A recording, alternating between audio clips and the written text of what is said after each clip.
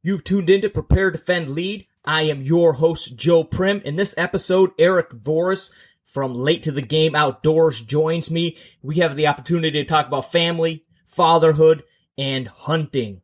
If that sounds interesting, stick around and I'll catch you on the other side of the intro. The comfort and distractions of today collide to indulge our desires and provide a slow death by apathy. A superior primitive ethos exists. Prepare for tomorrow. Defend what you value and lead those you love. This mindset is the foundation of living an authentic life as a bold, disciplined man resolute in your mission. Prepare, defend, lead. Your mission. Own it.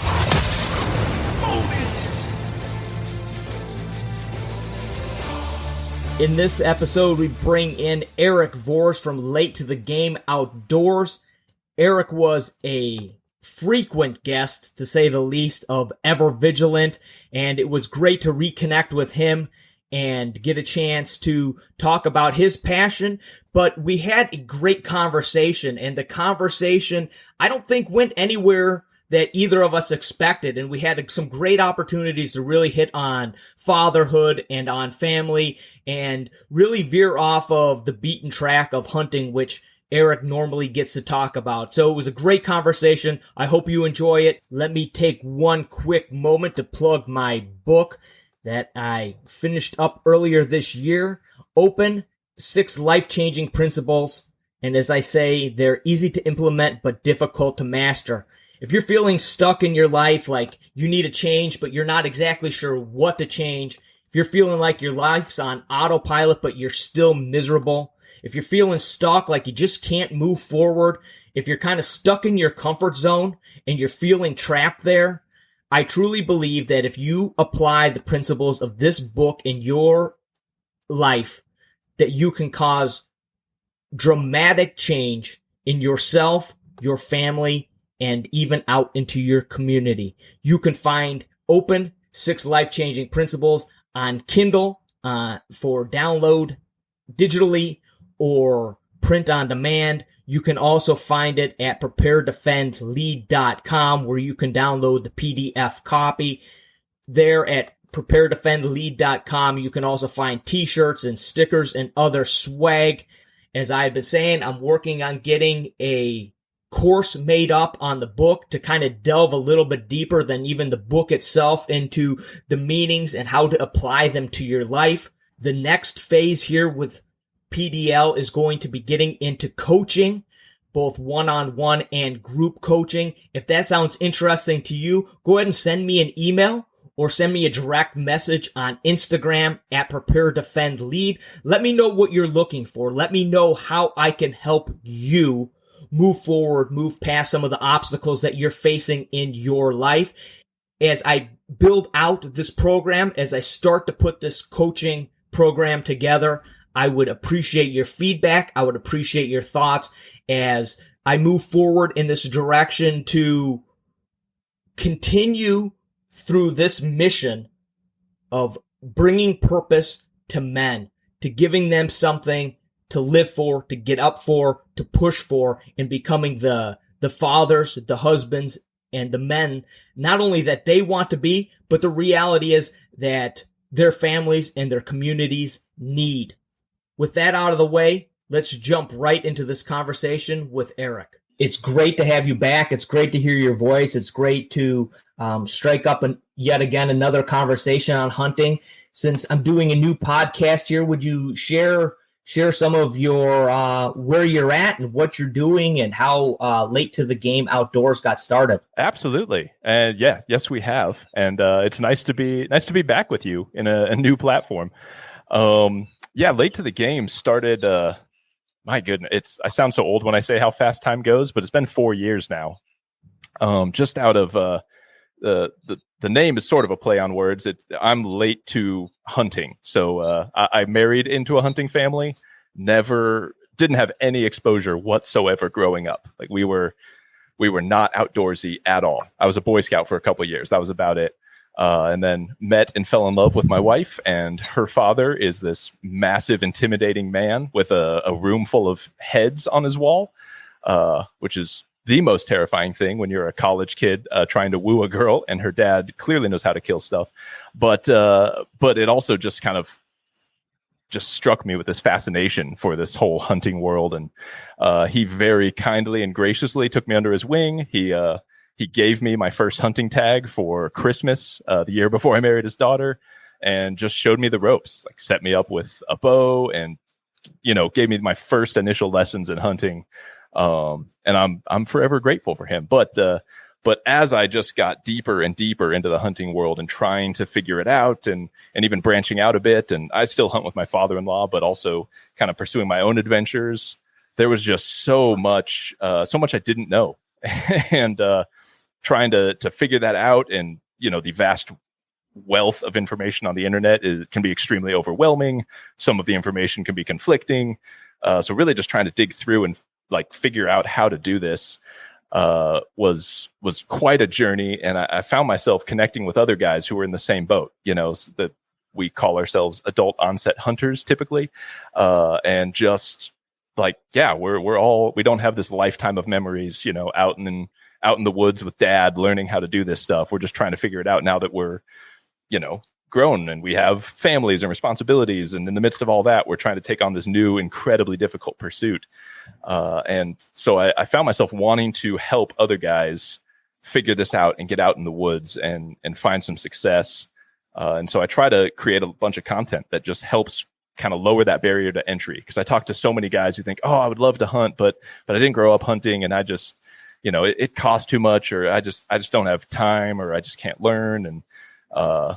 And I want to just kind of knock all those excuses out, because aside from, delicious meat and adventure and all that stuff, it's about something so much deeper for me anyway, that there's something incredibly awesome that happens, I just think, in the soul of a man when you go hunting. And it's not a macho thing. It's not anything like that. I think it connects with this just deep, I usually call it the primal man, like this wild side of us that God put there on purpose, that has very little to do in your standard, kind of comfortable suburban life. And I think when we leave that neglected, it starts to wear at us and starts to cause a lot of the issues we see guys struggling with, anxiety and depression and midlife crises and all that stuff. I'm not saying hunting is the only solution, but I think it can do a world of good for a guy to pursue wild adventures like that. And so I just try to help motivate and educate guys to get out there and find ways to get into the field, because I think it'll do them some good. So what was the initial drive, or what was the initial thing that really pushed you to give it a go? It was this kind of this little bit of a discontent, I guess you could say. On a selfish side, I needed a creative outlet. I had a job that required a lot of creativity of me, and a lot of good things about it. But anyone with a job knows you don't always have kind of full creative control, so to speak, of what you want to do. And I just needed something where it was just me, and for better or worse, this is what I'm going to create and what I'm going to produce. And it's just mine. It's my thing. And whether people like it or they hate it, at least I gave it a shot. And I have a professional background in kind of media production and video and writing and all that that side of things. And I thought, well, what if I could just pair kind of those skills and abilities with this hunting world? Maybe I could create something that helps other people, that other people like. And so it was just kind of that frustration, if you want to call it that, of, man, I have kind of all the tools at my disposal. I just need to go for it. I need to get over the what if nobody watches it, or what if everybody hates it, and just try, because even if 10 people have some negative comment, there's the one person that's like, hey, that actually inspired me, or that actually helped me, and it's totally worth it for that. What brought you from walking into your father-in-law's house and seeing all the mounts and to stepping foot out yourself or along with him, what was the motivating factor and how long did that take? Oh man, that's a great question. It was probably a couple of different things if I think back on it. I went on a few trips with him, and at least the way things were, I'm based in Arizona, and so most of our hunts involve a draw system. So you put into a lottery, hope you get a tag, because there's more people that want to hunt than there are animals that Game and Fish will allow you to hunt. And so for a number of years, it was just kind of, he handled all the applications and would just kind of tell me like, hey, we got drawn, we're going hunting, or hey, we didn't get drawn, we'll try again next year. And as that went on, kind of for a number of years, and we went on a couple of different hunts, and more often than not, we didn't see a whole bunch. Nothing really happened. I started to get this itch that, man, I want to hunt every year. Like I want to hunt multiple times a year. I need to figure out how to do this. And that led me to bow hunting. There's a lot more opportunities. There's stuff you can do every year. And it just kind of, I started to put pieces together and pull together gear and do my own research, that there were types of hunts that he wanted to go on, which are super fun, and I still enjoy going on with him. And then there were these other things like backcountry adventures and these kind of epic bow hunting adventures that I wanted to take, that wasn't necessarily his cup of tea. And so I just started figuring that out kind of on my own. And a sort of a parallel thing that happened right about the same time is I started to notice this sort of, call of the wild, if you will, in my like mid to late 20s, had a wife, had at least one kid, had a career, like everything, starting to taste the American dream a little bit. And I just felt that urge to like, I need something wild. I need to get out. I don't want to buy a motorcycle or have a midlife crisis. I just want to like go somewhere and put myself up against nature and see what happens.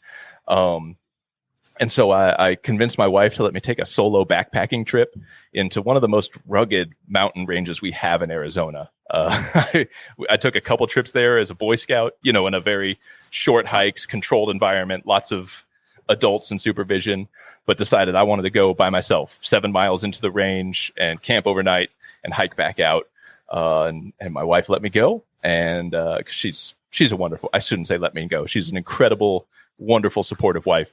And she knew that something in me needed this. And I went, and there's a longer story where I was nearly wet myself because of a bunny in the grass behind me that I thought was maybe a bear or a mountain lion. But at the end of the day, I lived through the night and hiked back out and just felt the sense of accomplishment and whatever that, kind of itch within me that was like, I need to go do something wild, that was fully satisfied. And so as sort of this, I was piecing together these, I want to go be in wild places. Sometimes I want to do that alone because the stakes seem higher and it just feels more wild. And I'm a guy who tends to like solitude. And then starting to pair that up with the hunting side and learning how to line all those things up, just sort of sparked this ever increasing cycle of I want to go on big, awesome adventures, chasing animals, packing them out of the backcountry. And there's just something in me that comes alive when I'm out there in the field, where it'll sound trite, but you almost feel more like your real self out there than you do sort of in the trappings of modern society. I'm getting way philosophical now, but man, just as all those kind of urges and desires kind of came together, it all just started to click. And I knew like there's something to this. I need this in my life.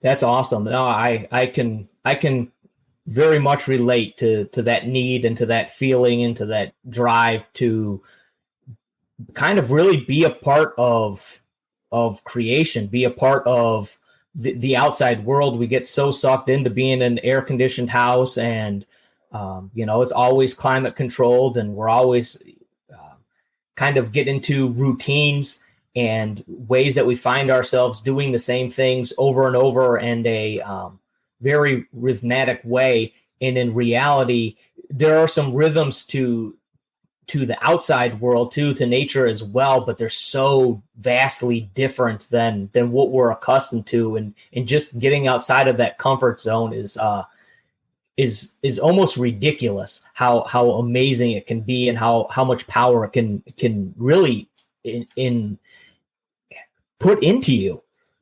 Oh yeah, I think there. I think of. I try to make sure I don't pick up this habit, but you think anyone finds themselves with 10 seconds of downtime and they pull out their phone and start flipping through whatever mindlessly. Like, we've lost the ability to just sort of be alone and be bored and kind of be with our thoughts. And I think there's something beautiful about being stuck on a mountainside, looking through binoculars for an animal for 14 hours, and you don't have cell reception. And so there is nothing to do except look for animals, talk to God, like think whatever thoughts you're going to think, and just kind of be with yourself. And I think it helps in a number of ways. So for you, do you think it's the hunt or is it the escape? I think they work. I think the hunt adds a level to it. I take trips where I'm just, backpacking into a spot and just to get out and be in nature, which is always good. Always love that. There is something like it notches up a level when you add this sort of, and I keep using the word primal, but like this primal pursuit and this challenge that is so hard. And you kind of always feel like you're up against nature, right? Like you go out and you've got to survive against the elements and bring what you need to survive.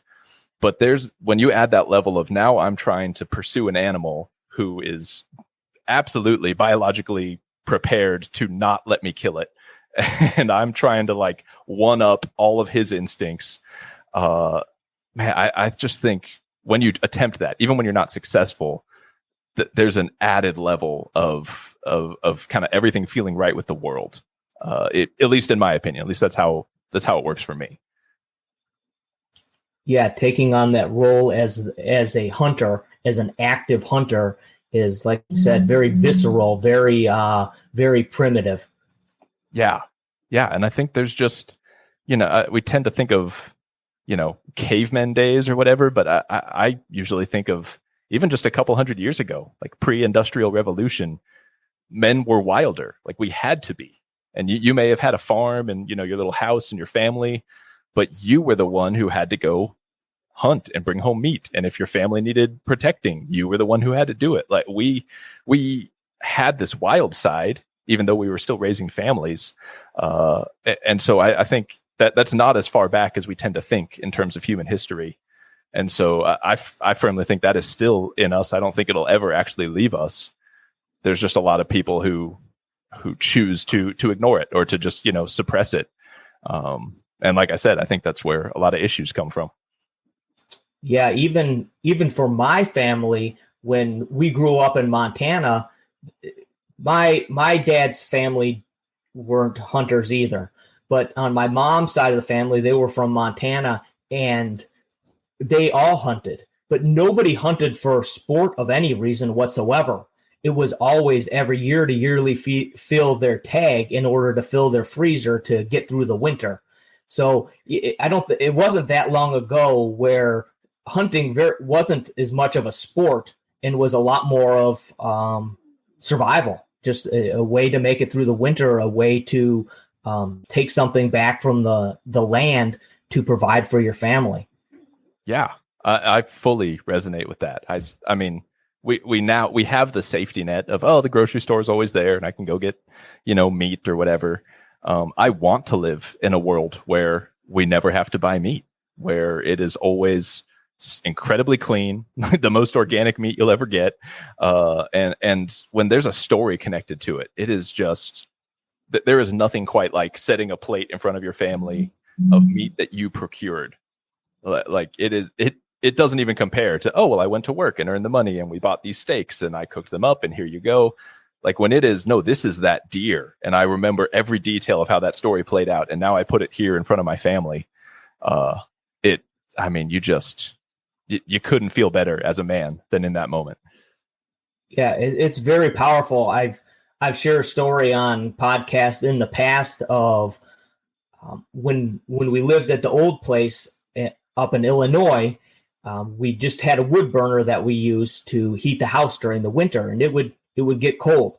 But every night when I would get home from work, and I had a very extended commute during our time there, I would come home, and the first thing I would do was reload up the house with firewood for the next day. But there was such a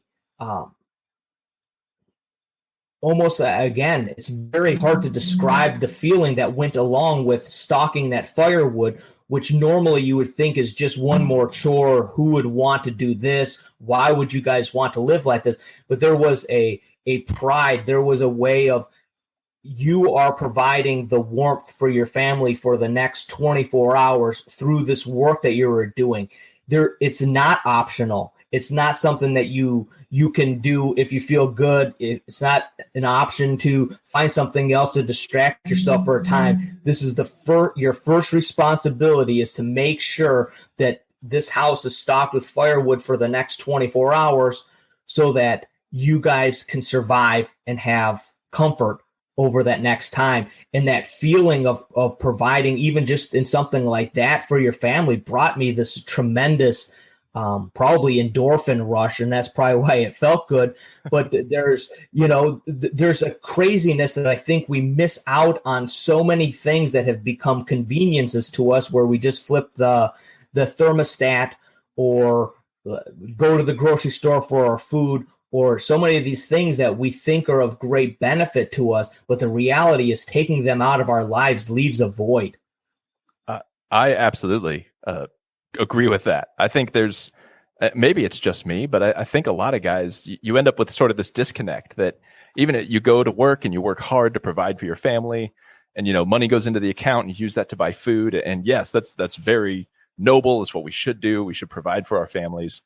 But I think it becomes so disconnected. Like, there's so many layers between just what used to be just that raw, like, no, I procured this meat, I chopped this firewood, with my bare hands, I brought this thing that my family needs.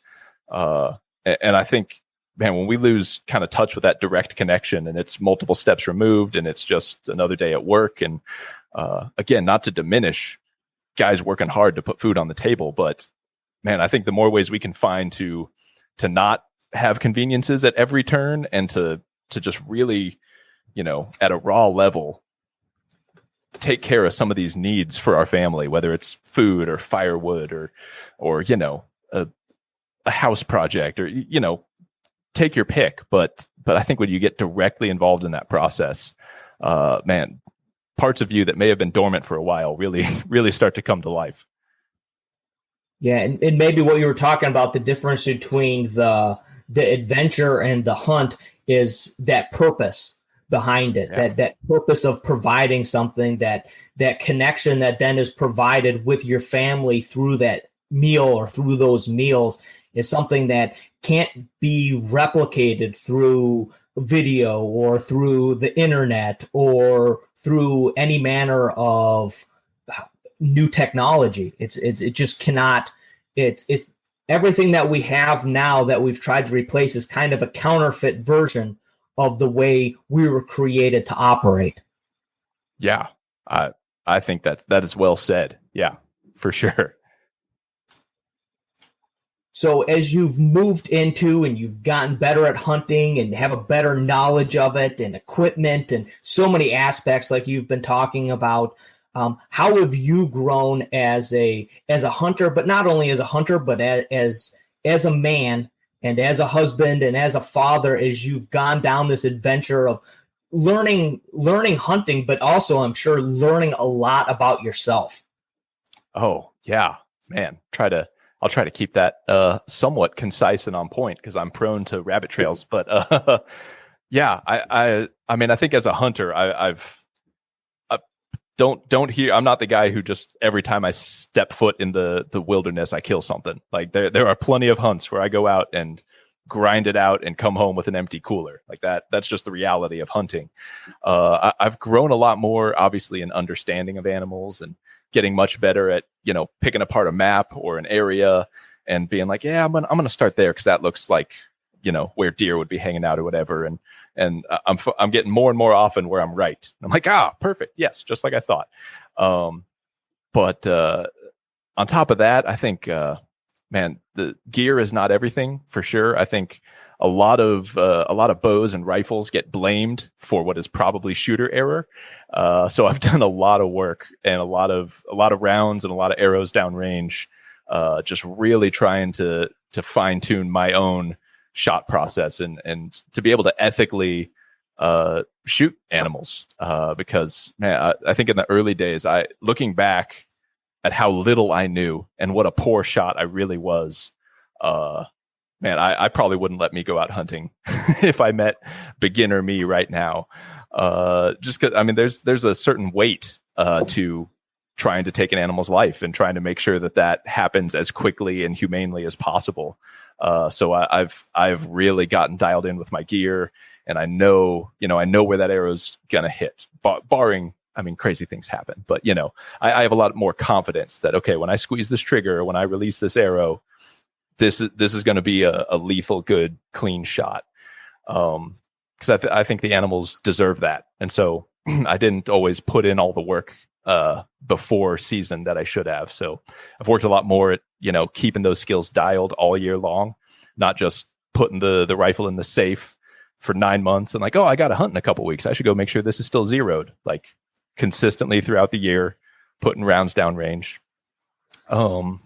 That's the hunting side. As a man, oh man, I think my wife, part of why she's incredibly supportive and lets me just run off into the wilderness for weeks at a time, leaving her with 3 kids and all the chaos that brings, is she always tells me that I come back a better man. Like I try to be as good a father and husband as anyone can be when I'm here. But we all get tired. We all get stressed. I get that, that itch to, I got to get out. I've been cooped up in suburbia for too long. And then I get out even for a few days and I just come back peaceful. It's sort of like a reset. And, I'm more patient with my kids. I'm more engaged. I'm lighter, when I come home from something like that. And man, I think some of what's driving that growth as a man is my kids are starting to hit hunting age. So I've been out on a few trips with my oldest. My middle son he'll be old enough next fall, and he has been wanting to go hunting with me for years. Like he is all in, all about it. And I've taken him on a few simple little trips, just tagging along. But I think seeing it fresh again through their eyes and sort of passing on, not just here's how to hunt, but trying to like bring them up with that wildness, that healthy, masculine, wild thing. And as soon as you try to impart that to somebody, it immediately makes you double check yourself. Like, okay, well, where are my shortcomings in this area? And how do I need to shore up my own life, as I'm trying now to bring up these young men into this world of rugged masculinity. And, man, it's, my oldest is 12 right now. And so we're kicking off kind of this year of, there's some books we're reading, some just good classic man movies we're watching. We're going to take kind of an adventure that's not insane for a 12-year-old, but it's going to push him a little bit. Just kind of trying to build some of that rite of passage stuff into his life, and really just try to set that foundation for, hey, this is what it is to be a godly man, and it's not just being really nice to everybody. There's like, this is true biblical masculinity, and trying to impart that to him. Kind of hunting's obviously a part of that, at least in our family, but yeah, just trying to, that's a meandering answer to say that I'm growing as I also try to pour into my sons, and man, just the outdoors and hunting is a huge part of that. Yeah. And the topic I kind of wanted to hit on next is failure and taking on something like hunting when you're older, but it also goes back into the same thing of having a 12-year-old or in your younger kids getting into hunting. And it's the putting them into a position where they are going to fail. And our society and our culture has become so avoids failure at almost all costs. And really it's to our detriment. And when we were doing the homestead, And, we had goats and chickens and ducks and, very much different than going hunting, but at the same time, very similar in that it was something completely new to us that we had never done, never experienced, never been a part of. And what constantly would rear its ugly head is these failures. And whether it was, chickens that you'd invested a lot of time into dying because a mongoose got into the hen house, or a hen that, didn't get put up at night, or all these different things or we had a lot of goat kids died in different ways, where there's all these little failures that have huge ramifications in what your goal is, what you're trying to accomplish.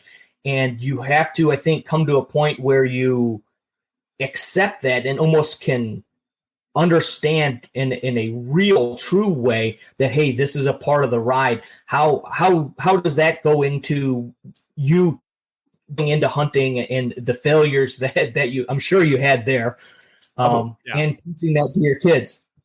Oh, the tons and tons of failures, for sure. I don't know if it's my wiring. It's the failure would always seem to drive me and push me to get after it harder. And so I'd have, a rough season where I went on a couple different hunts and nothing hit the ground and the freezer is empty. And that only made me double down. Like, okay, well, next year, having frank conversations with my wife, like, and then next year, this year I spent X days in the field. Next year, I want to double that. Like the more I'm out there, the more my chances are of getting something down. I mean, a specific example, I just finally shot my first bear out here in Arizona. It is, if you're in a bear saturated area, that may seem crazy that it took 4 years, but Arizona does not have a ton of bears. So it's a very hard hunt and they live in nasty, nasty country.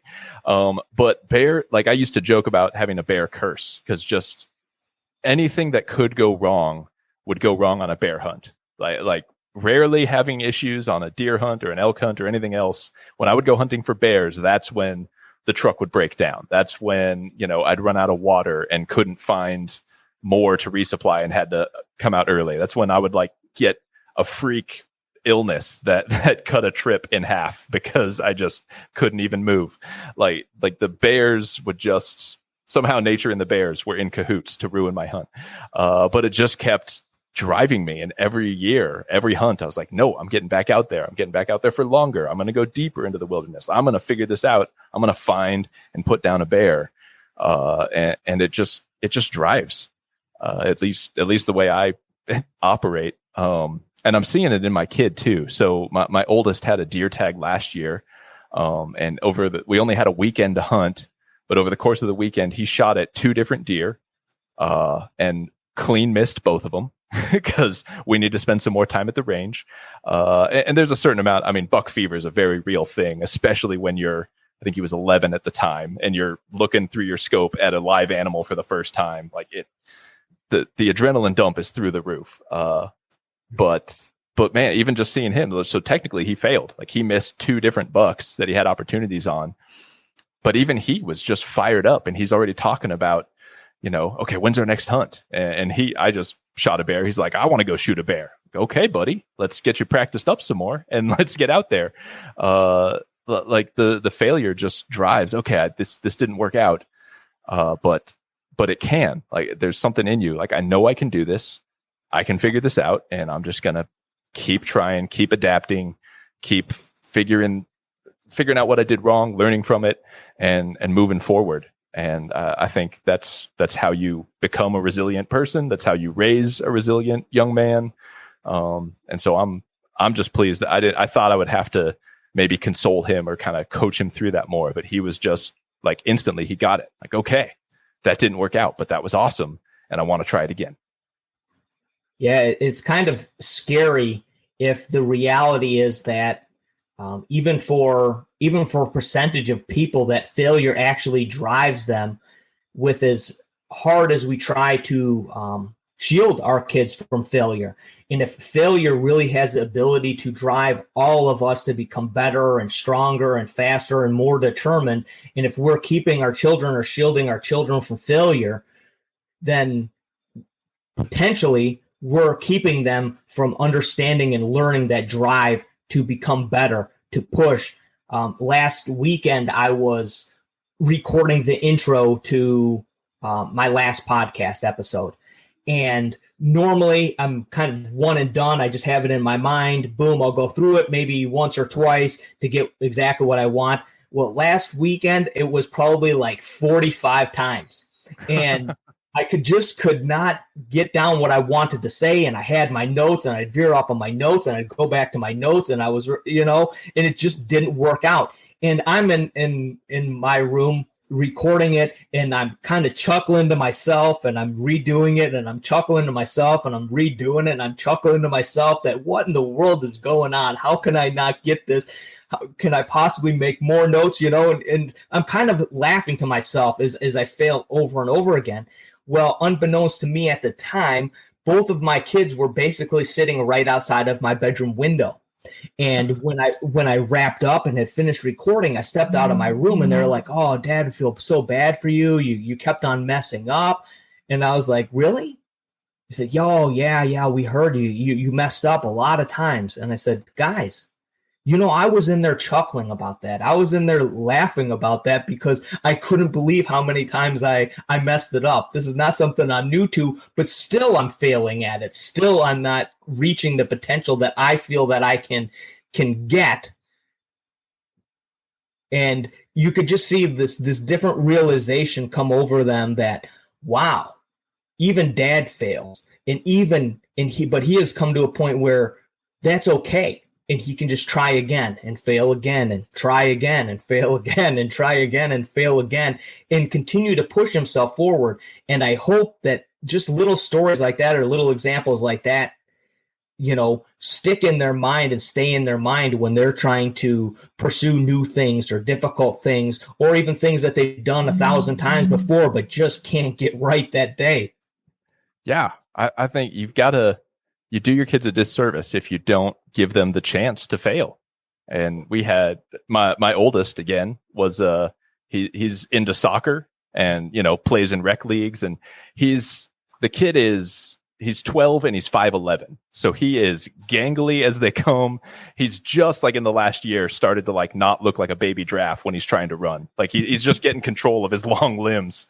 And like sometime last year he wanted to try out for this competitive team. And my wife and I had that, offline conversation. Like, I don't know that he's going to make this. Her impulse, kind of mama bear, like wanting to protect him. I'm like, no, we've got to let him do this. If he doesn't make it, he doesn't make it. He's gonna learn. And if if he gets discouraged, we'll pick him back up. And he didn't make that team. But what I saw, like just naturally in him, is he just started working harder. And he's in the backyard, kicking balls around and working on drills. And next tryouts came for club teams and he wanted to go out again. And we had the same conversation. I'm like, no, we're going to let him do it. We're going to let him keep trying until he says he doesn't want to try anymore. And then we'll cross that bridge. And he made that second team, and it's all because he just, I failed. I got some stuff to work on, and he just worked on it and improved. And, man, I sound like just this, beaming, proud father, but I'm so excited. As I see these situations come up and I think, okay, be on the lookout. I'm going to have to coach him through this. There's so much that he just sort of intuitively already has. And I'm like, I don't know where this came from. It's just built into you, but you're going to be a kid with some grit. And yeah, I think all that to say, you got to let your kids have at least the chance to fail, because that's how you build gritty kids. Yeah, no, exactly. How can we hold our kids to an account on things like that if we don't allow them to fail and mess up and encourage them to try again and let them find themselves and who they are and what they're willing to work at and what they're not willing to work at, and not candy coat things for them. And there were a lot of rough lessons there at the homestead where different animals that our kids were close to, that they messed up and didn't didn't feed them correctly or move them out or do different things that were partially their responsibilities or were their responsibilities to take care of. And sometimes animals died, and those are hard lessons. And there were things that obviously weren't their fault or had absolutely nothing to do with them, and those animals died. But I think it's the realization that you need to learn those harsh lessons, and they're better off to learn when you're young and of your own accord than kind of faked or coddled through. Yeah, those are real life and death lessons right there. But yeah, you're making your kids stronger as you let them go through some of that. Yeah, and I think, the big part of that is the other end of just, encouraging them and reminding them, hey, that's all right. Let's do it again. Let's do it again. And when they don't believe in themselves, they need somebody there that does believe in them. And so we'll try this again. We'll do this again. We'll run this test again. We'll play this game again. We'll figure this out. I'm here with you in this failure as well. Oh, absolutely. You gotta, I'm not saying you just toss your kids in the deep end of the pool, but you just, you give them just enough leash to be on their own and to try some stuff.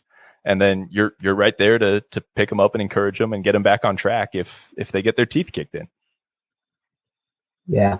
So as you've been hunting now and got some years under your belt and, have settled into your equipment and settled into what you like to do and how you like to do things, where are you at today? How comfortable do you feel about yourself as a hunter, and where are, I guess, the areas of growth that you see in yourself as we talk about failures and needs to grow?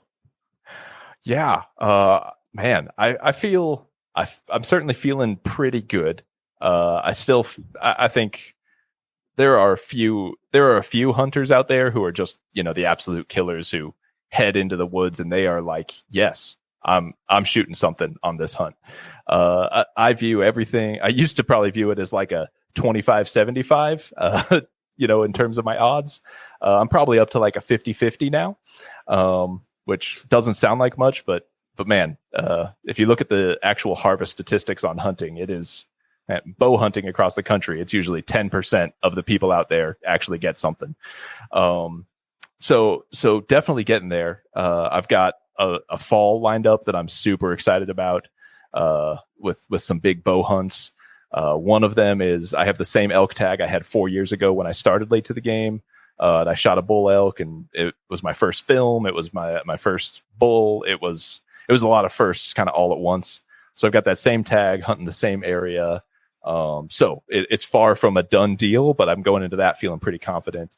I think areas that I'm working on and trying to grow, I'm not a trophy hunter, so I don't, if it's legal and it's ethical, the hunting expression is if it's brown, it's down.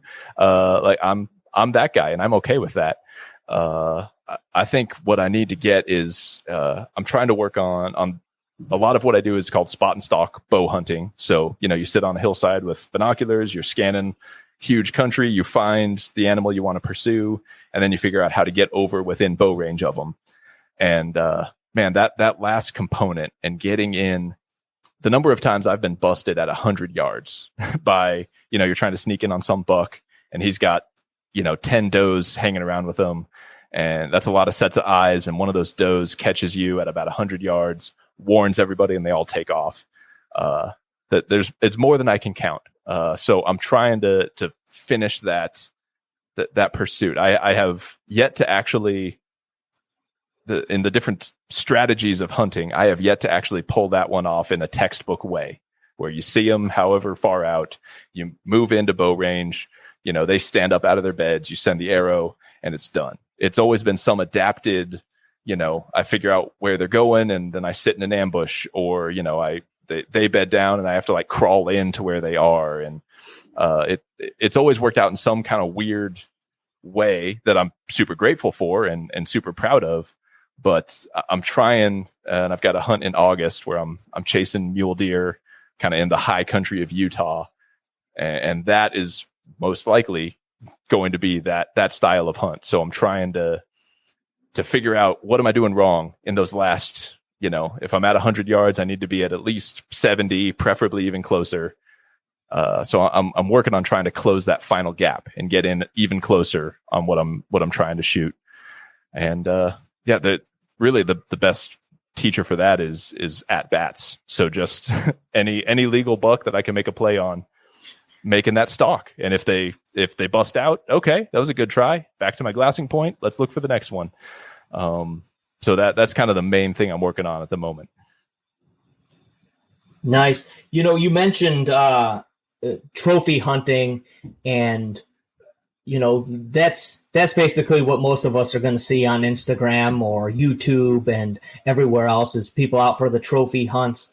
Can you explain a little bit and differentiate between what you're doing and trophy hunting, and maybe even kind of what you think about trophy hunting, or what other people that maybe are more veer off your direction towards, providing and hunting versus the trophy hunting? I guess differentiate the two maybe, and, kind of your thoughts on that. Oh yeah. And I want to make sure I define terms so I'm not inadvertently offending people. When you hear trophy hunting, you might think of, man, who was that dentist that got in all that hot water for killing Cecil the lion a few years ago or whatever? Those guys who, it's sort of like the public impression of a trophy hunter is this, drunk redneck in a truck just shooting stuff, cuts the head off, leaves all the meat, just wants to hang it on his wall. And that I actually have yet to meet a hunter who's actually that. So kind of in the ethical hunter community, guys who fall on the trophy side, that they are generally very experienced hunters, and they're looking for ways almost to increase the challenge for themselves. So these are guys who are so good that, they could kill a mature 6-point elk any day of the week if they go out there. Like, they're just so good at calling. They're so good at shooting. They know the game so well. They're like, yeah, I could kill a decent bull any day. And so to make it harder on themselves, they start pursuing, no, I want the biggest bull on the mountain, which I respect. And I will always say, if you're hunting legally and ethically, like according to the laws of your state, more power to you. I support you. Whatever you want, go hunt that. For myself, I mean, if I'm in range of 2 different animals, I'll shoot the bigger one. Like, they have more meat, and who doesn't like a nice big set of horns? But for me, I'm still trying to get to that point where my family never has to buy meat. And so to do that, I may end up shooting some smaller bucks or some smaller bulls, and they're completely legal. They're completely ethical, in my opinion. There are some guys who argue, like, let the animals mature, get to that like 3, 4, 5-year-old range where, they have that nice big rack, and it's not really even about the rack. It's just that, in terms of like the gene pool and the herd, like, kind of let those young guys grow and pursue them when they're more mature. And I get their point for sure.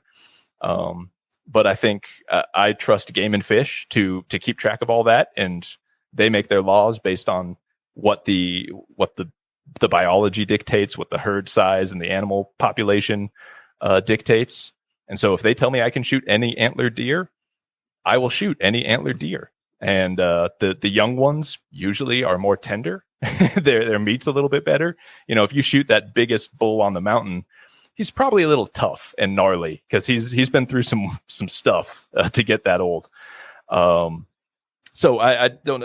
Basically, I'm trying to say that most people who would be considered trophy hunters they're not savages. They're not just they don't just want the big thing on the wall so they look cool. They're really trying to make it more challenging for themselves. And then some of us who are just trying to put meat in the freezer and have no problem shooting, a spike elk or a little fork buck, and proudly post the picture on Instagram. The more power to us too. Like, I think, there's a lot of talk, and I firmly believe hunters have enough kind of enemies out there that we don't need to be eating our own. and picking fights and criticizing, that as long as it's legal and ethical, man, let's just support each other. Do what fuels you out there. And some guys are comfortable with store-bought steaks, and they'll hold out for the big deer. And if he never comes by, they'll eat their tag and they'll just wait till next year. I personally would rather have meat in the freezer. And I think that's a personal decision you kind of have to wrestle with on your own as a hunter. Yeah, great answer, Eric. I really appreciate you saying, we got enough enemies as hunters that we shouldn't be eating our own. And that's been my experience, or what I've seen as well, as far as, what some would consider trophy hunters is they've been there and done that 100 times already, and they just need a bigger challenge and are trying to do something harder, something more difficult, and push themselves, which is kind of what we've been talking about this whole time about failure and hunting anyway. So no, I really appreciate that answer. The other thing I would like to ask you about, though, since as you mentioned it, is really the ethics. And like you mentioned, there are a lot of enemies, and there's a lot of misconceptions about what hunting is and why, if hunting is necessary, and why people would want to kill an animal, even though all the meat that we're buying at the store is, it was alive at one point. What are your viewpoints on that? How do you explain that to people that you meet or come across that don't understand hunting, that don't understand the ethics, that don't understand why somebody would want to do something like that, or why it's necessary, to be honest? Yeah, that's a great question. I would say if you are, a full vegetarian, vegan, whatever camp you would fall in, but you truly believe, I don't want to take the life of an animal in any way, I don't want to and put that in my body, I support you. We can agree to disagree and have a productive conversation. I would say if you are, buying meat at the grocery store and eating burgers at McDonald's, and you are against hunting, if I can lovingly say, you're just misinformed. Like you don't know the whole story. And usually the way I explain it is, most people who have a problem with hunting and eat meat, I think they are so disconnected from the process by which we get our meat. And they're used to the very sanitized image of, here's this package of steaks at the store, or this tube of ground beef, and I don't really have to think about where it came from. I just grill it up and it tastes good, and I don't worry about it. And so when they see that process in reality, and they see that dead animal, maybe tongue hanging out, sort of bloody spot where the entrance wound was, and it fires them up, and they think that's how savage, how awful that animal must have suffered. Usually how I explain is, if you compare the lives of the two animals, take your cow at a factory farm and your deer running free in the forest, the quality of life up till that final moment, you can't even, is apples and oranges. Like, that cow is stuffed in far too little space, eating God knows what, just kind of being pushed around and fattened up, so that a pneumatic thing can go into his brain and kill him instantly. That deer has lived wild and free and just loved every second of his deer life until the day he met the hunter. And that experience of how he dies, it's not a pneumatic, piston to the brain quick, but if for an ethical shot with a bow or a rifle, that animal expires very quickly. Like, so quickly that by all study, how can you fully study and know what is the animal feeling? But based on observing animals after they've been shot by, say, an arrow, which can take a little bit longer than a rifle, depending on certain factors, that deer just hears something and feels something, a little pinch or whatever. They're still in shock. They run off, usually not more than 100 yards, get lightheaded, black out, and fall over. And that's all they know. There's not a great deal of suffering. And when you compare, like I said, the life leading up to that moment where they die, you can't compare it. I would argue it is so much more humane to let an animal live its natural, wonderful life in the field until that final day than to just have an animal that's just a commodity that lives pretty miserably until that final day. It is sort of the best way I've compared it when I discuss this with people who aren't super into hunting. Yeah, where most farm animals these days are only raised purely for consumption, and that's it. That's their life, is for our pleasure at the end of it. What I wanted to ask you about is the necessity for hunting. Is hunting necessary? Is it something that we could get away from? Yeah, go ahead. no, that's a great question. I think on a couple of levels, it's necessary. One, depending on who you read and who you talk to, all the studies and the fears of kind of factory farming as it sits now and its sustainability, for the country, for our population, for all of that. There's a lot that's up in the air about that. And I would not presume to call myself an expert to speak to that in particular. But I mean, you can't argue that it's so much more sustainable for a single household to harvest an animal or two a year to meet their meat needs, and pull themselves out of that kind of factory farming cycle. On another level, when it comes to animal populations, the way I would say it is once you decide to, quote, play God with animal populations, which humans have done. We did almost to extinction in certain species back in the 1800s with the fur trade and all that craziness. And then at the turn of the 20th century, as the North American model of conservation kind of came into play and we started to regulate these things, we have played an active part in the ecosystem of managing these populations. And once you start to play God with those populations, you kind of have to keep doing that. And that gets into some stuff about, predator hunting and managing those populations that don't really have any natural predators other than mankind, based on what they do to the populations of other animals. Like we are, for better or worse, we're a part of this ecosystem now. And if we don't play our part in that, animals ultimately end up suffering. So, you go to certain parts of the country further east, where white-tailed deer are so prolific and such a hazard that, the number of car wrecks every year from people just hitting deer because they're just everywhere is insane.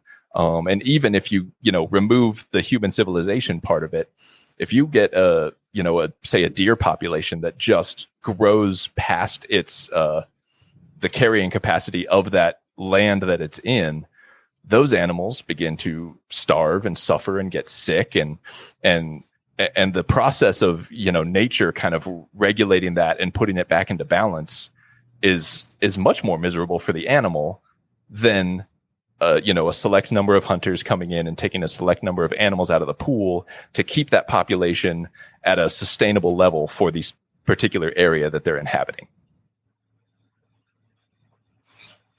Yeah, I completely understand what you're saying there. I don't think it's a perfect science, and I don't know that it ever will be. But as you said, once you start playing God in the system and start removing the natural predators, in the end, what will end up suffering are these prey animals. And it was kind of interesting. We had a little example of this there where we lived in Illinois, in that when the rabbit populations would go up, then the coyote populations would go up. And then when the rabbit population would get dwindled back down because the coyote population went up, then the coyote population would go up or go back down. So there's this constant balancing act that we really don't ever notice or don't ever see until the coyotes become a big problem. And the one year we were there, the coyotes were a major problem, and they were on the cornfield surrounding our property regularly. And we had, goats, and we had our livestock guardian dogs outside. And there were several nights where, they were howling up so close and pressing up so close on our animals. There was nothing to do other than just go outside and shoot some rounds into the ground. And then later on, I found out that on one of the farms that they had killed a calf, and nobody in that area had ever remembered coyotes taking down a calf. It just was unheard of. And these were farmers that had been in that area for generations, and nobody had remembered that. So all of a sudden, the rabbit population goes up for whatever reason, and now then the coyote population was at a point where it was becoming dangerous, not only to people, but to livestock and to what's going on there. And then you start to see that go back down again. So there's a natural balancing act as there is. But like you said, once we've already put ourselves in the position of playing God in this balancing act, the moment you step away, things are going to get out of control. Yeah. Yeah. I think, and you could bemoan the way that we have, kind of expanded cities and suburbs, and we've encroached on animal habitat all over the country. But this might sound heartless. I don't mean it that way, but that die has been cast. Like we can't undo that. And there's a lot of good that has been done. There's a lot of national forest and preserved land, especially across the West, that won't be built on, and that is havens for these animals. But that cycle this is the reality of where we are, and that cycle is going to continue to perpetuate itself. And we, like it or not, as humans, we play an intricate role in that. And I think it is actually for the betterment of the animals and the humans, honestly, that we continue to engage in that way. Yeah, and I think more than saying it's the humans that are giving in, a bulk of who is giving in and contributing and being a part of keeping things in balance and keeping things healthy and keeping a proper understanding of the outdoors and a proper understanding of the ethics and the proper understanding and donation of monies and funds for studying animals really goes back and falls onto the shoulder of hunters. And I don't think that very many people understand that. I think you're absolutely right. And I think there's a lot of people who don't even understand that there are rules and there are laws and there are limits. Like the old stereotype of the redneck in a truck who's just driving around shooting a machine gun into the woods to kill anything that moves. Like that stereotype is real and it still exists. And I've talked to people who, once they even hear basics that as a hunter, you don't even realize necessarily that people don't know, but you have to buy a license and you have to get a tag, and there's only so many tags. And once they realize that it's regulated and there are biologists who are keeping track of animal populations and determining here's the right number that will keep this herd healthy, it starts to kind of eliminate a lot of arguments that looks like it's just savages killing animals and we're going to hunt them to extinction. And, that hasn't been a risk for, come 150 years at least, since we've started to regulate a lot of that stuff. But you also mentioned, contributing funds. Like there are hunters and sportsmen and outdoorsmen contribute far and away more money towards the protection of wildlife and wild places. And we are contributing so much money through, ultimately it's through a lot of taxes that are put onto virtually everything you would buy for hunting in the outdoors. And that's part of this kind of model of conservation we have. And we're happy to contribute to that. But if all the hunters went away immediately, there would be so much less available to, help maintain these beautiful places that you might, take your family on vacation or whatever. Yeah. And I think that believe that hunters deserve a lot of gratitude as well for the comeback of so many of the different species in this country, and the how they have understood the necessity of the full balance and of the full cycle of predators, and how the system works. And because of that understanding, knowing that, there are certain ducks maybe at this time of year we can't hunt, or we're going to stay away from until they come back. I think that we should all be grateful to those, especially back in when a lot of this conservation stuff really first started, for their foresight and for what they began to build, and we have been able to maybe contribute to. Absolutely. Yeah. And I think if I can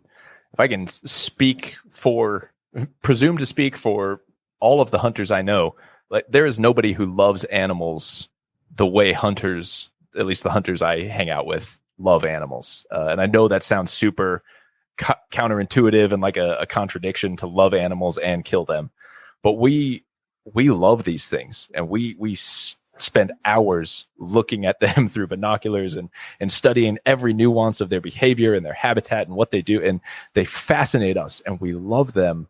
And it is always an emotional experience when you harvest one. And I don't know that I would call it guilt necessarily, but there's a wave of a lot of emotions that hit you in that moment. And so we're not just callously, shot something, high fives and, cracking beers. Like that is not how most people hunt. There's a sort of a reverence for that moment and a gratitude for that animal that, you would say gave its life, but it didn't really have a choice in the matter. But that animal's sacrifice that is now going to benefit your family. Like that, it is held in high honor amongst every hunter I know. So for what that's worth, if you have any non-hunters or anti-hunters listening, like we truly do love these animals. Yeah, and I will say the same thing. I find it interesting because there is so much more disdain. Maybe it's a little bit too powerful of a word for hunters versus homesteaders. And as somebody who did that, and butchered our own animals myself and took those lives, that there was never a moment where that wasn't taken very, very seriously, and that there wasn't a lot of reverence and a lot of thought that went into what you were doing and the necessity for a sacrifice in order for my family to live and my family to grow and my family to be healthy and strong. And I think once again, it's the only reason that there's any sort of hiccup or misunderstanding whatsoever there at all is our disconnection, our ability to completely be disconnected from something that is our responsibility. Yeah, absolutely. It's when you suddenly see where that package of steaks came from, it's sobering. And I think hunters have this deep connection to it. And it takes getting used to. I remember the first animal I ever helped, like my father-in-law's friend shot this cow elk, and I was my contribution was like holding a leg in position, but just being there as a part of that process for the very first time it is jarring, and it's gruesome in some ways. But you get used to that, and I believe it makes you just appreciate the animal and the process and the meat so much more than just, this is on sale. Let's bring it home and cook it. Yeah, it's a very different way of looking at life and the contribution and the sacrifice and the respect, level of respect. And it's once again, it goes back to the idea that we were talking about earlier of counterfeit versions of what life really is, and whether it be Facebook and Facebook friends, right? It's really just the counterfeit version of what true, real friendship really is. And when you don't understand or can't differentiate one from the other because you've never experienced it, it is very hard, because it seems like a very good facsimile of what you're looking for. Yeah, you're right. We're used to imitations of virtually everything in kind of our modern life. And so why wouldn't you have imitation food, so to speak?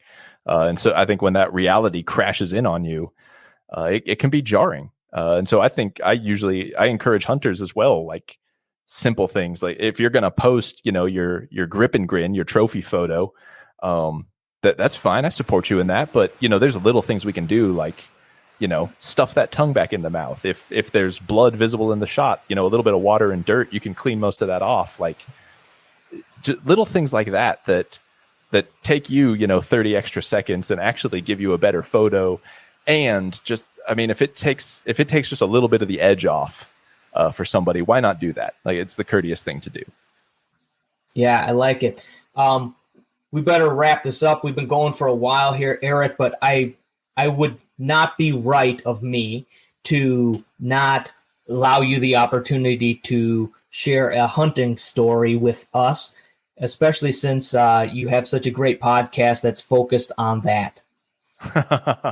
Oh, always happy to share a hunting story. I'll try to speed through to the good part. I might as well tell the bear I just shot a couple months ago, ending my 4-year bear curse. And I love this story, not just because it's, the end of a very long journey, but it also, I mean, highlights just the generosity of my friends. So I've become really good friends with one of my best hunting friends, a guy named Josh Kirchner. He's known online as Dialed In Hunter. If you're a hunter, go check him out. Really great guy, great hunter. But I became friends with him over bear hunting. I was trying to figure it out, found this guy online who was local to me, who was kind of like the bear expert, offered to buy him coffee if I could, pick his brain about bears. And we hit it off, became friends, and we hunt together multiple times a year. So I go on this hunt with him, and man, he was up there 2 days before I was. Great weather, great hunting, saw bears both days. The second day he saw what this guy has looked at a lot of bears, and he saw the biggest bear he's ever seen in Arizona. And so I was just excited. And I showed up and brought with me fog that covered the entire mountain, and off and on thunderstorms all afternoon. The next day there were just insane winds that were miserable to sit in, and kept all of that stuff, just kept the bears, kind of hunkered down, riding out the weather. So I'm like, this is how it goes. I brought my curse. Finally, we get to the very last day, and I just had the morning to hunt. Like, I was going to wake up, hike out with him, hunt, glass for a few hours, and then he had more time after I was going to leave, but I had to get back for work stuff. So I walked out fully figuring, I'm going to walk out, glass for a couple hours, and then I'll bid him farewell. I'll hike back to camp, and I'll probably be half an hour down the road before he calls me and says, dude, I just shot a bear, because that's my luck. But we're sitting up there glassing, and there's something about hunting bears. I haven't had this with any other animal I've hunted, but if you ever glass up a bear in your binoculars, you just instinctively say bear. Like, there's no sentence structure, there's no nothing. You just say bear because you're so excited to have seen one.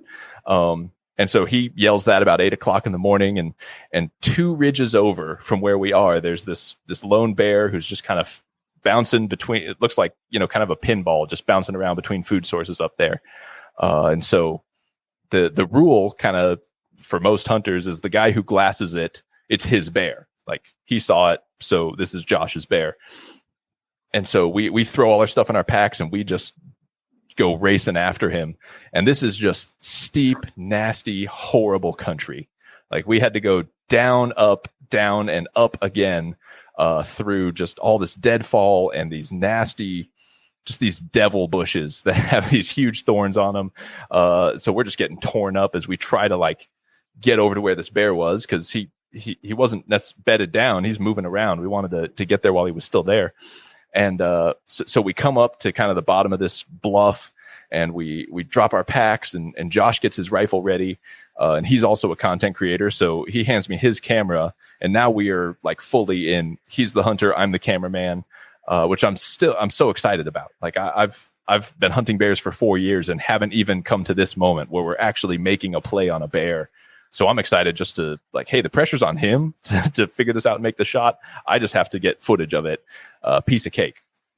And so we kind of stalk our way around, and we find this spot, like that side of the hill we wanted to be on, where we'd be across from where he was, within about 250 yards. It's all thick trees and timber, and so there's not really a good spot to see. But the only spot where there would be, enough clearing to get a full line of sight is directly upwind of where we saw this bear. And bears' noses are insanely good. So we knew our only chance was, we're just going to sit here in the middle of the hill. We'll look at the spots we can see through the trees. And, if he doesn't show up in 20, 30 minutes, maybe we'll get out the predator call and see if we can make him come to us. And about, we sit there for maybe 15 or so minutes. And Josh sees some movement in the bottom of the canyon. And sure enough, the bear is crossing the bottom of the drainage over onto our side. So he picks up the rifle, looks at him through the scope, and he doesn't have a clean shot. And the bear's kind of moving down to our right through all this thick stuff. And so Josh hops up and I hop up behind him, and I'm running 2 cameras trying to capture, all the intensity of the moment. And Josh is creeping along trying to find a clear shooting lane for this bear.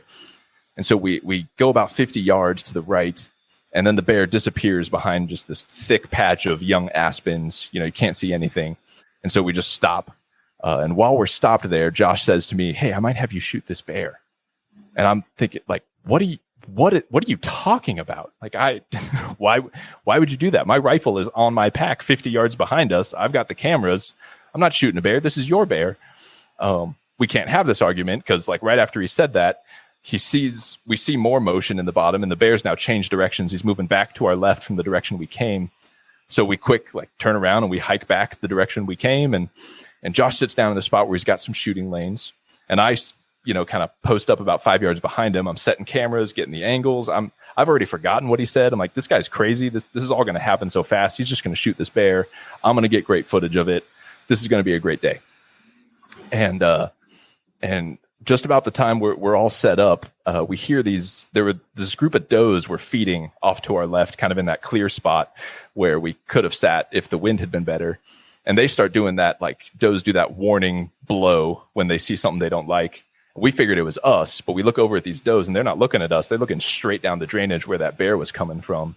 And then they take off running the opposite direction. So we're like, this is it. The bear is coming right up this drainage. He's going to cross our paths. It's going to be perfect. And so sure enough, we start to see some motion coming up. This bear's walking his way. And Josh picks up his rifle again, looks through the scope for a couple seconds. Then he takes his rifle down and he waves me over. And it still in the moment didn't click. I'm over it. I'm like, I'm not shooting this bear. Like, this is his bear. And so in my head, I think, like, what, is something wrong? Does he need help? Does he need something? And so I leave the cameras running and I kind of creep up to where he is, like, hey, what do you need? And without a word, he just hands me his rifle, stands up and sits behind me. And I'm now holding his rifle. And he just points. He's like, he's coming up right there. And it dawns on me, I'm about to shoot my first bear. And so I'm now holding his rifle that I have shot once at the range. Like, I have literally sent one bullet through it before. And so just trying to, okay, where's this? Okay, here's how this safety works. Great, here we go. And so I'm in a seated position. I get the scope up. I get him in the scope, and he's just kind of meandering, looking for food in and out of all these thick trees. Finally, he pops out, gives me this clean broadside shot. And I should shorten this story, leave this part out because it makes me look better, but I prefer to be an honest hunter. I totally new rifle, totally excited.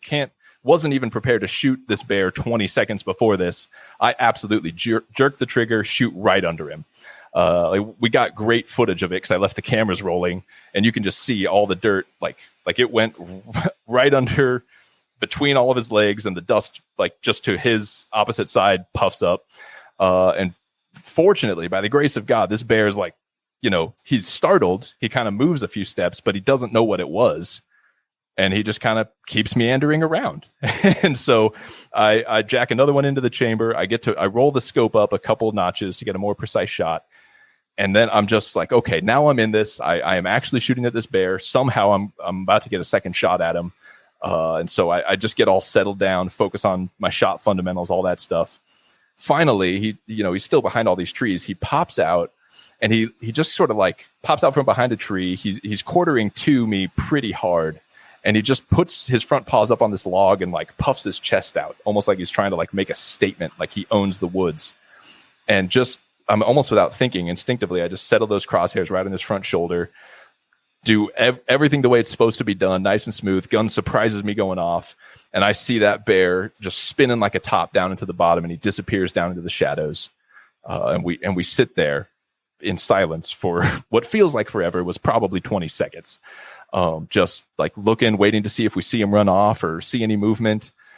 And then we hear this sound that I've always heard of. Is the first time I actually heard it in person. But the death moan that bears do, where they just kind of let out this haunting sound as they die, and that's the moment where you hear that and you know, okay, that was a perfect clean shot. We found him. He was 16 yards from where he was standing when I shot him. So he just spun down, died right away. And then it was just a matter of, celebration. And it honestly, I feel that wave of emotions I talked about with every harvest. This is the first one where there were actual like tears in my eyes, that lump in my throat. Like it just, the weight of 4 years of trying and just the selflessness of my friend to just hand me that situation. And, all of it just came together, and we cut him up, skinned him up, loaded him in our packs. And we were only 2 miles as the crow flies from our camp, but it took us 3 hours to get him out of there through just that awful, nasty country. But I loved it. And as I, dropped my pack on the tailgate of my truck, I was already like, I can't wait for next year when we're going to do this again.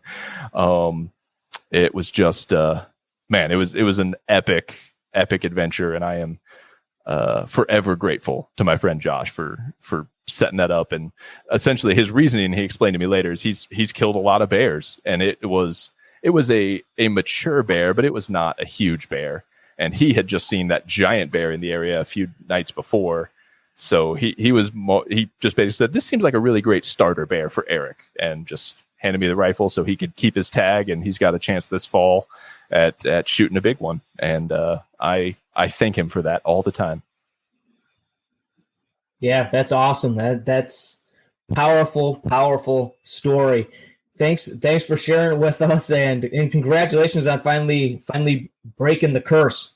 Thank you. I thought maybe finally having success I've been obsessed with bears, and I thought it was because I just kept failing. But it has only gotten worse. So I will just be an obsessed bear hunter the rest of my life now.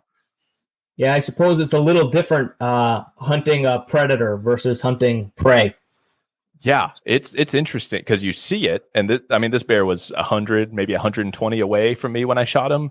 And just to see him moving through, there's that visceral human, there's excitement and anticipation when you're within range and about to make a shot of any animal. But when it's a predator, there's definitely a sobering, I am really close to a bear right now. Yeah. So something that could take me on.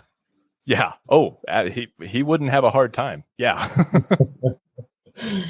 Yeah. Most raccoons wouldn't have a hard time taking us on, Eric. Well, they'd try anyway. Those are, they get between them and their food. They'll come after you. Exactly. Most animals will. So as always, Eric, great conversation. Really good to talk to you. Why don't you share with everybody where they can find you and let everybody know what you're up to these days? Yeah, thanks. Everything is pretty much under the Late to the Game Outdoors heading. So you can go to latetothegameoutdoors.com, and it links to a whole bunch of stuff. I'm most active on YouTube at, Late to the Game Outdoors, and Instagram at Late to the Game Outdoors. I just came out with a book not long ago. It's called How to Hunt, a Total Beginner's Guide to Hunting Big Game. Really just the culmination of trying all that information. I felt like I was trying to sift through as I learned this, trying to strip all of that stuff down, which is good information. But here's the basics. If you don't know anything and want to hunt, here's kind of the step-by-step how to get you from nothing to, getting out in the field and having some success. Of course, because it's my style, it's packed full of a whole bunch of hunting stories as well. Keep it entertaining. But that's on Amazon, or you can also, if you go to latetothegameoutdoors.com, there's a button right at the top for the book. You can check it out there. Sounds awesome. Thanks again, Eric, and we'll do this again. Yeah, absolutely. Thanks for having me on. All right.